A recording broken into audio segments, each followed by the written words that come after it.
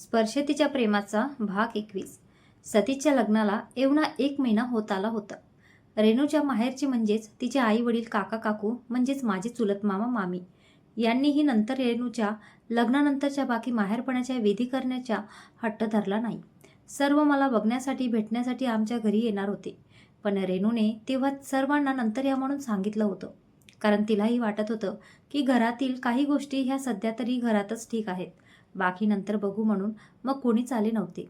15 दिवस सरत आले होते. आम्हाला दुसऱ्या दिवशी माझ्या सोनोग्राफीसाठी हॉस्पिटलमध्ये जायचं होतं.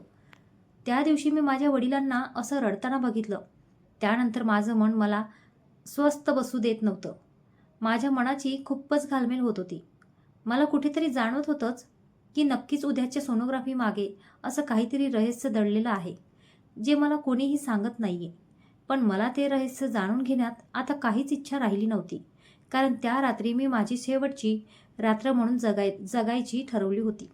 मला कोर्ट, पोलीस स्टेशन ह्या गोष्टी आणि त्या गोष्टींसाठी माझ्या वडिलांची होणारी पायपीट नको होती.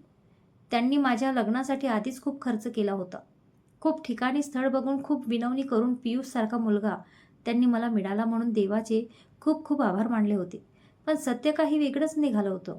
आता याहून अधिक त्रास मला त्यांना अजिबात द्यायचा नव्हता. मला चांगलं आठवतं, माझ्याजवळ वरच्या खोलीत माझी आई झोपलेली होती. बाजूलाच खाली रेणूही झोपलेली होती. सतीश मुंबईला होता. मी हळूच उठून खाली हॉलमध्ये आले. माझ्या वडिलांचा चेहरा बघितला. झोपेतही त्यांच्या कपाळावर आट्या होत्या. चेहऱ्यावर खूप चिंता दिसत होती. जणू ते झोपलेले नसून फक्त डोळे लावून पडलेले होते. माझ्या आईने थोडी चुळबुळ केली. कदाचित तिला जाणवलं असेल मी तिच्या बाजूला नाही असं, पण ती परत शांत झोपली. शेवटी आईच ना, ती लेकरांचा श्वास न श्वास कळतो तिला. रेणू ही शांत झोपलेली होती. मी सर्वांना एकदा डोळे भरून बघून घेतलं आणि हळूच दरवाजाची कडी उघडून वरच्या बाजूच्या रूममध्ये गेले. तिथे गेल्यावर मी थोडं पाणी पिले. घशाला थोडी कोरडं धावली होती. सर्व तयारी मी आधीच करून ठेवली होती. मला त्या दिवशी माझा अंत करायचा होता. मनाची खूप घालमेल चालू होती. मी जे करते ते योग्य आहे की अयोग्य तेच मला कळत नव्हतं. मी समोर लटकलेल्या दोरीचा फास बघत होते. एक क्षणात होत्याच नव्हतं होणार होतं. माझं उचललेलं पाऊल हे खूप खूप चुकीचं आहे हे मला कळत होतं, पण मला आता जगण्यात काहीच अर्थ वाटत नव्हता. मी पटकन जागेवरून उठले. दोरीचा फास हातात घेतला आणि माझ्या गळ्यात टाकला. चेहऱ्यावर भीतीपोटी घाम आला होता. मनाची खूप धडधड वाढली होती. हातपाय थरथरत होते. श्वास जोरजोरात चालू झाले. अखेर मी डोळे गच्च मिटले. एक जोरात श्वास घेतला आणि पायाखालचा स्टूल मी जोरात लोटणार तितक्यात मला एक जोरात आवाज आला, आई, आई थांब. मी सुन्न होऊन पटकन डोळे उघडले. दरवाजाकडे बघितलं तर दरवाजा बंद होता. मग मला हाक कोणी मारली म्हणून मी गळ्यातला फास काढून स्टूलवरून खाली उतरले. इकडे तिकडे बघितलं, कोणीच नव्हते. पण मला नंतर कळालं की आवाज माझ्या मनातून, माझ्या पोटातून आला होता. माझ्या मनातील हृदयाची ती धडधड वाढली होती. क्षणात माझ्यासमोर माझ्या मनाचा कोरून ठेवलेली माझ्या बाळाची प्रतिकृती माझ्यासमोर येऊन बसली. ते एवढंच बाळ मला समजावत होतं, आई तू हे काय करते? तुला तरी कळते का? कशापासून पळ काढते आणि का म्हणून अशी पळते? केवळ मी एकदा तुझ्या उदरी जन्म घेतला नाही म्हणून काय ज्या माऊलीने तुला जन्म दिलाय त्या माऊलीच्या उदराला असं रिक्त करणार? माझ्या दुःखापेक्षा त्या माऊलीच्या दुःखाच्या वेदना जाणून घे. मी तर जन्मही नाही घेतला तरी तू माझ्या न जन्मल्याने इतकी हरली, पण ज्यांनी तुला जन्म देऊन लहानाचं मोठं केलंय त्या आईवडिलांच्या मनाचा एकदा तरी विचार कर. मी तर जन्मलो पण नव्हतो तरी तू माझं मी नसण्याने तू इतकी दुःख कवटाळून बसलीये, पण तू तर त्यांच्यासमोर क्षणोक्षणी लहानाची मोठी झाली आणि आज अशी अचानक त्यांना सोडून जाण्याचा विचार करते. मी एकदा जन्म नाही घेतला म्हणून काय झालं, पुन्हा नव्याने जन्म घेईल आणि नाहीच तुला तुझ्या उदरी जन्म घेता आला तरी तू आई नाही होणार हे कोणी सांगितलं? आई होण्यासाठी फक्त स्वतःच्या उदरात 9 महिने गर्भाला उभं देऊनच आई होता येतं का? त्याशिवाय दुसरे असे काहीच पर्याय नाही का? अगं तुला फक्त आईच व्हायचं आहे ना? मग असे कितीतरी अनाथ जीव आहेत ग की ते एक आईच्या कुशीतल्या उबराची वाट बघताय. तू सहज एक बाळ दत्तक घेऊन आई होऊ शकते ना. माझ्या वाटचं सर्व सुख त्यात बाळाला दे. त्याच्यात माझा शोध घे. तुला मी क्षणोक्षणी त्याच्यात मिळेल. आणि हो, तुझ्या अशा अचानक स्वतःला संपवण्याच्या विचाराने तुझ्या आईवडिलांचे दुःख संपणार असेल असं तुला वाटत असेल तर तू सहजपणे संपव स्वतःला. पण उद्याची पहाट ही त्यांच्यासाठी दुःख संपवणारी नाही, तर दुःखाचं डोंगर उभी करणारी ठरेल. त्यांच्याच घरात त्यांच्याच मुलीने आत्महत्या केली का? म्हणून लोक किती प्रश्न विचारून विचारून त्यांना जगण्याला मुश्किल करतील. ज्या कोर्ट आणि पोलिसांपासून तू पळ काढते, उद्यापासून ते तुझ्या आई-वडिलांमागे पडतील. ज्यांना तुझं हातचं दुःख दूर करायचं आहे, तेच उद्यापासून नव्या दुःखाने समोर जातील. झटकून फेक हे घाणेरडे विचार. उद्याचा सोनोग्राफीचा रिपोर्ट जो असेल, तो स्वीकार कर आणि नव्याने भरारी घे. आजवर तुझ्या आईवडिलांनी तुझ्यासाठी खूप काही केलंय. पियुष सारख्या नीच माणसाच्या नीच कृतीला घाबरून तू स्वतःला संपवण्यापेक्षा देवासारख्या आईवडिलांसाठी आयुष्य खर्ची घाल. प्रत्येक परिस्थितीचा सामना करण्याआधी पळ काढू नको, तर ती परिस्थिती पळवून लाव. आणि हो, माझं मन मला सांगते आई, मी पुन्हा तुझ्या उदरी नक्कीच जन्म घेईन. पण मला तेव्हा मात्र अशी खचलेली आणि हरलेली आई नको, तर एक निडर, धाडसी आई हवी आहे. आणि जणू काही ती बाळाची प्रतिकृती इतकं सर्व बोबडे बोलून जागेवर उभी राहिली. माझ्या छातीशी बिलगून मला कवटाळली आणि अचानक गायब झाली. इतकं सर्व ऐकून मला चूक कळून गेली होती. मी काय करत होते याचं मला भान आलं. जन्म न घेतलेल्या बाळाचं दुःख मी कवटाळून बसले होते, पण ज्यांनी मला जन्म देऊन लहानाची मोठी केली आहे, त्या आईवडिलांच्या दुःखाचा मनाचा मी विचारच नव्हता केला. मी सर्व डोर वगैरे बाजूला फेकले. परत एकदा पाणी पिले आणि हळूच माझ्या जागेवर येऊन झोपले. मी झोपल्याबरोबर माझ्या आईने मला मिठीत घेऊन माझ्या डोक्यावरून हात फिरवला. इतक्या गाढ झोपेतही मी तिच्या जवळ आहे हे तिला विसरली नव्हती. किती ऊब होती तिच्या मिठीत आणि मी मूर्ख तिची मिठीच रिक्त करायला निघाली होती. मला माझ्याच केलेल्या कृत्यांची घृणा आली. स्वतःची लाज वाटली. पण मात्र जे झालं ते शेवटचं होतं म्हणून मी स्वतःलाच वचन दिले आणि दुसऱ्या दिवसाच्या सकाळची वाट बघत झोपी गेले. इतकं सर्व ऐकून प्रसाद तर जागेवरच गोठून गेला होता. त्याने भरल्या डोळ्यानेच मोहिनीला परत एकदा घट्ट मिठीत घेतले. त्याला कल्पना पण करवत नव्हती की जर मोहिनीने खरंच स्वतःला त्या दिवशी संपवलं असतं तर काय झालं असतं. त्याला असं एकसारखं स्वतःकडे निरखून भरलेल्या डोळ्याने बघून मोहिनीने त्याचे डोळे पुसले आणि त्याचा चेहरा स्वतःच्या उंजडीत घेऊन त्याला सांगितले की प्रसाद, मी आहे गेले नाहीये, तू का रडतोय? आणि ती हसली. प्रसादला तिचा राग आला. त्याने तिचे हात झटकले आणि ती बाजूला केलं. ती इतकं चुकीचं पाऊल उचलूच कशी शकते याची त्याला कल्पना पण करवत नव्हती. तो थोडा शांत झाला, तिच्याजवळ गेला. त्याने असं झटक्यात तिला बाजूला केलं म्हणून मोहिनीला थोडं वाईट वाटलं, पण त्यानेही लगेच तिला मागून हळूच कमरेला विळखा घालून पकडलं आणि तिच्या खांद्यावर त्याची हनुवटी टेकवून तिच्या कानात शब्द घुमले. पण मोहिनी, तू त्या तुझ्या न जन्मलेल्या बाळाला विचारलं नाही का की ते नंतर कोणाचं बाळ म्हणून तुझ्या उदरी जन्म घेणार आहे ते? मोहिनीला लवकर कळलं नाही. ती थोडी गोंधळली, पण जेव्हा कळालं तेव्हा तिने त्याला कोपरखडीच पोटात जोरात एक धक्का दिला आणि मागे लोटलं. चावट कुठला? मला नाही माहीत, जा तिकडेच. आणि मोहिनी गाल फुगून पण पटकन लाजून बाजूला झाली.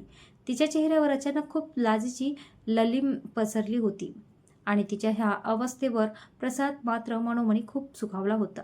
त्याने त्याच्या केसावतून हळूच हात फिरवला आणि आपल्याला चहा बनवून आणतो म्हणून तिला थोडा वेळ लाजायला एकांत दिला. प्रसादने केलेली मस्करी मोहिनीला भारावून गेली, पण तिला सत्य काय याची लगेच जाणीव झाली. ती तिच्या स्वप्नाच्या दुनियेतून पटकन बाहेर आली आणि विचारू लागली. नाही म्हटलं तरी अजून ती पियुषचीच पत्नी होती. मनाने नव्हे, पण कायद्यानुसार ती त्याचीच पत्नी होती.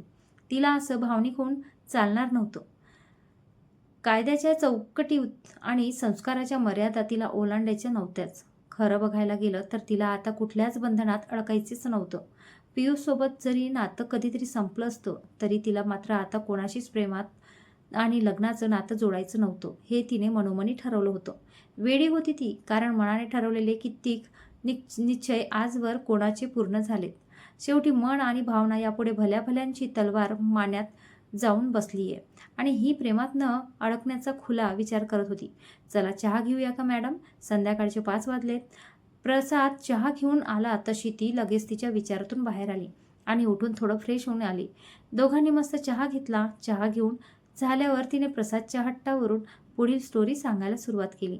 त्या दिवशी पहाटे पहाटे मला जाग आली. आई बाबा जरा लवकरच उठले होते. रेणूने पण मला हॉस्पिटलमध्ये काय काय न्यायचं आहे ते सर्व एक पिशवीत व्यवस्थित ठेवलं.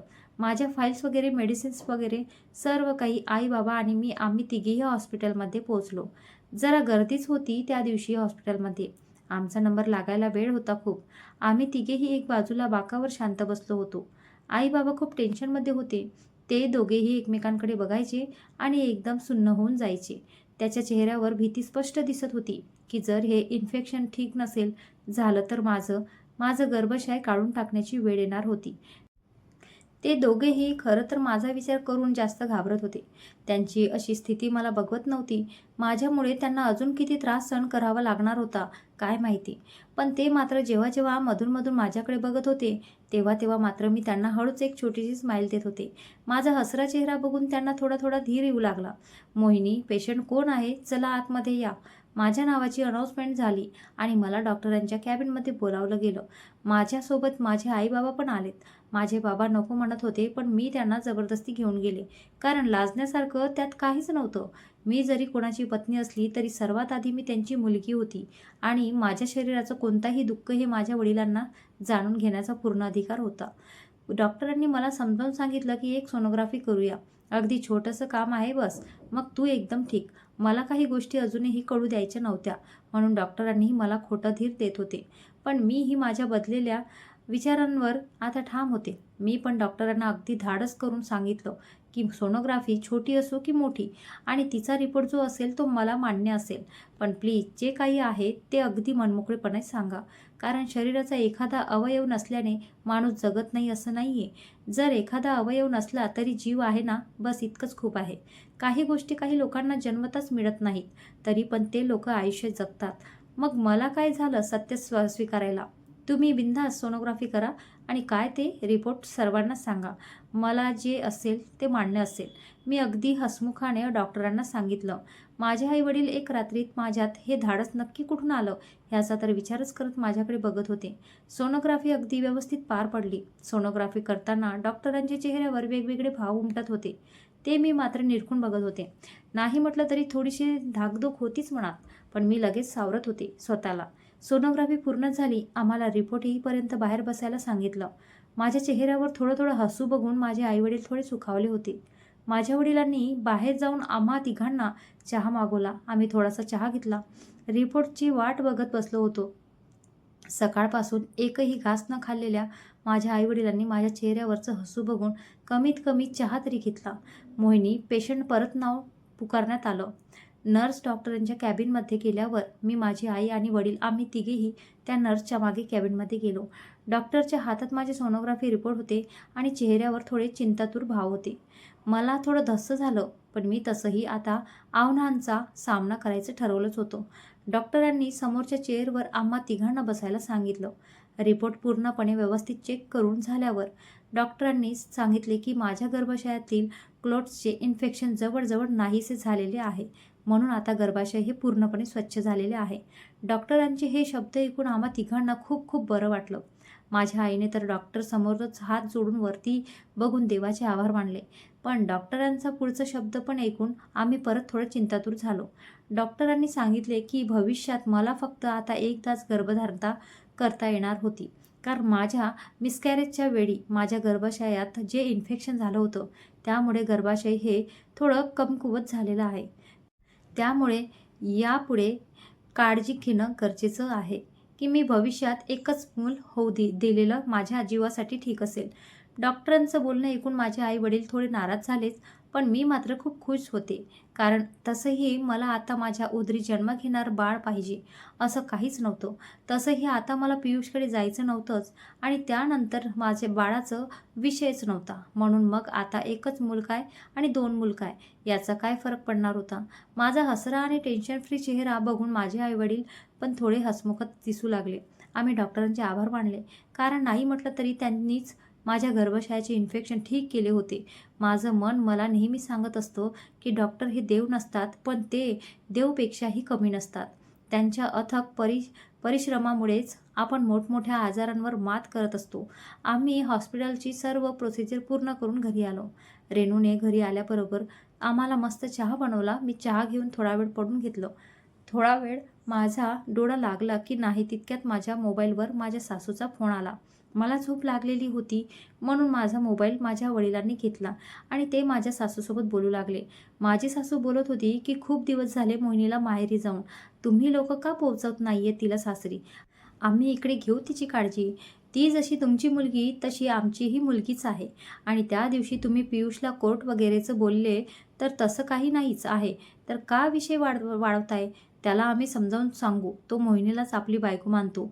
मोहिनी गेल्यापासून त्याचं कशातच मन लागत नाहीये. त्याचंच काय आमचंच पण कशातच मन लागत नाहीये. मोहिनीचं काहीतरी गैरसमज झालाय. ती कंचन फक्त त्याची ऑफिसमधली मैत्रीण आहे, बाकी काहीच नाही. माझ्या सासूचं सर्व बोलून झाल्यावर माझ्या वडिलांनी त्यांना इतकंच सांगितलं की ठीक आहे, हे सर्व तुम्ही आमच्या घरी येऊन बोला आणि मगच मोहिनीला घेऊन जा. पण माझ्या सासू बोलत होत्या की नाही, आम्ही नाही येणार घ्यायला. तुम्ही आणून पोहोचवा तुमच्या मुलीला. ती जगाची रीत आहे. नवरा बायकोच्या भांडणात आपण का पडतायत? ते दोघे बघून घेतील ना त्यांचं ते काय ते. माझी सासू परत समजावत बोलत होती. ठीक आहे, मग तिच्या नवऱ्याला म्हणजेच पियुषला पाठवा घ्यायला. मगच मी पाठवेल तिला. माझ्या वडिलांचं तसंही माझ्या आजारपणामुळे त्या लोकांवर डोकं तापलेलंच होतं. हे बघा, उगाच हट्ट नका करू. तुमची मुलीची बाजू आहे, जरा नमतं घ्या. इतका आर्विभाव ठीक नाहीये. तिला जर पोहोचवून द्यायचं नसेल तर तुमची मुलगी तुमच्याजवळ ठेवा. माझ्या सासूचा आवाज चढला होता. ठीक आहे, ठेवतो माझी मुलगी माझ्याजवळच. मला काय ती जड नाहीये. पण आता एक लक्षात ठेवा, आता आपली थेट भेट कोर्टातच होईल. तर आता पुढील कारवाईला तयारीत राहा. आणि माझ्या वडिलांनी रागात फोन ठेवून दिला. त्यांचं इतकं जोरजोरात बोलणं ऐकून माझी झोप कधीचीच उडाली होती आणि मी बेडवर पडल्या पडल्या सर्व ऐकत होते. मला कोर्ट कचेरी, पोलीस स्टेशन ह्या गोष्टी आमच्या नात्यात नव्हत्याच आणायच्या, पण त्याशिवायही आता पर्याय नव्हताच. असेच काही दिवस निघून गेले. माझा वाढदिवस जवळ आला होता.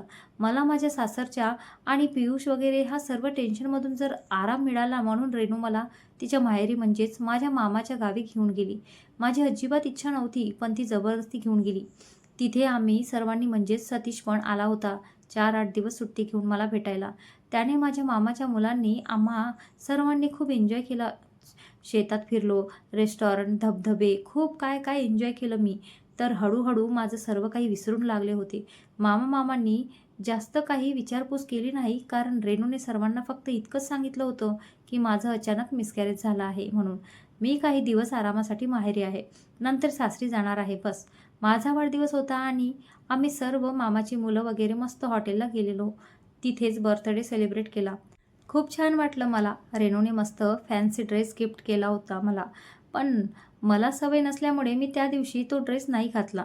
सर्वजण जेवण करून घरी आलो.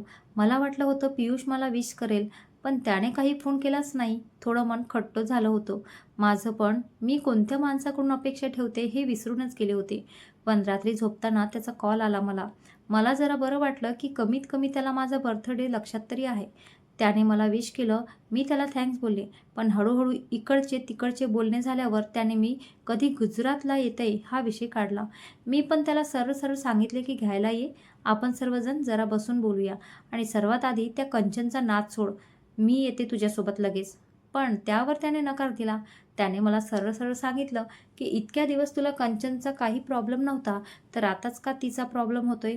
तसंही तुला फक्त मम्मी पप्पाची केअर करायची आहे बस. आधी तर तू खुश होती या गोष्टींमध्ये, मग आता अचानक काय झालं? तो त्याची बाजू मांडत होता. अहो काय आहे खरं सांगू का? आधी मला झोपेच्या गोळ्या देऊन देऊन बधीर केलेलं होतं. माझी विचारशक्तीच नाहीशी केलेली होती. म्हणून मी अशी तुम्हा म्हणाल जसं वागत होती. तुमचा अन्याय सहन करत होते. पण आता जरा झोपेच्या गोळ्यांची धुंदी उतरली आहे आणि अन्याय सहन करून हे पाप आहे इतपत भागवद्गीता पण आता वाचून वाचून आणि ऐकून झाली आहे. म्हणून आता मी तिकडे यायला हवं असं वाटत असेल तर कांचनचा नाद सोडा आणि मला पत्नीचा हक्क द्या, तरच मी येईल. आणि हो, एक सर्वात महत्त्वाचे सांगायचं राहिलंच. मला घ्यायला यायचा आधी माझ्या अटी ह्या कोर्टात वकिलांकडून लिहून मान्य असेल तर मला घेऊन जायचं. बाकी मग आता तुम्ही तुमचा ठरवा काय ते. मी पण त्याला त्याच्याच भाषेत उत्तर दिलं. तेही अजिबात न घाबरता. त्याने माझं बोलणं ऐकून घेतल्यावर मला शिव्या दिल्यात आणि शेवटी हे पण सांगितलं की कितीही काही झालं तरी मी कंचनला सोडणार नाही. ती माझं प्रेम, माझं सर्व काही आहे. तोही त्याच्या अटीवर ठाम होता.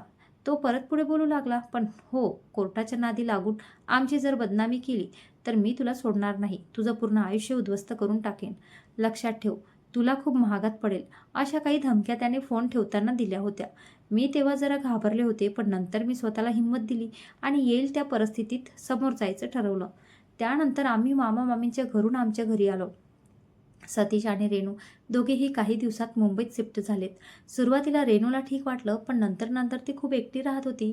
सतीश ऑफिसला जायचा, तिला दिवसभर खूप कंटाळा येऊ लागला आणि तिकडे गावी मी कोर्ट कचेरीच्या टेन्शनमध्ये राहू लागले. मला शांत झोप येत नव्हती, म्हणून मग आई-बाबांनी आणि सतीशने मला पण मुंबईमध्ये आणायचं ठरवलं. रेणूलाही सोबत होईल म्हणून मग मी पण मुंबईत आले. मला घरात बसून अजूनच कंटाळा येऊ लागला.